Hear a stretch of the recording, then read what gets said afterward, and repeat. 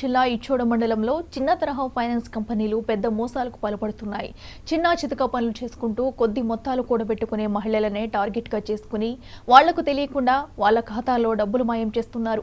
Agency ప్రాంతపు ఆదివాసీల అమాయకత్వాన్ని ఆసరాగా చేసుకుని డబ్బు ఎగ్గొట్టడానికి కుంటి సాకులు చెబుతూ కాలయాపన చేస్తున్నారని బాధితులు ఆరోపిస్తున్నారు.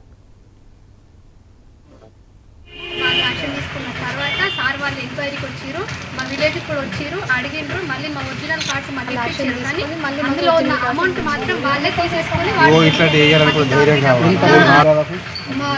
ఒక్కరికి 40,000 అంటే అందులో 2,000 రూపీస్ ఇన్సూరెన్స్ కట్ అయ్యి 38,000 వస్తుందని చెప్పారు. ముగ్గురి అక్షరాల 1,14,000.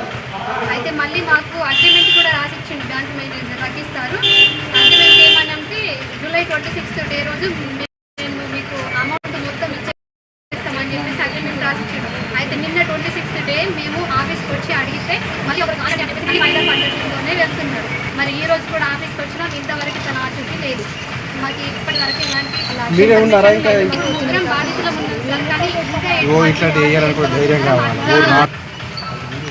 కానీ మరి మాకు ఆఫీస్ ద్వారానే అంటే సంస్థ ద్వారానే మాకు ఇట్లా ఇబ్బంది జరిగింది కాబట్టి దీనికి సొల్యూషన్ కూడా సంస్థనే మాకు చెప్పాలి సార్. మరి మేము 3 months నుంచి లోన్ కోసం తిరుగుతున్నాం. మా పనులను వదిలిపెట్టుకొని మా పరిస్థితులను వదిలిపెట్టి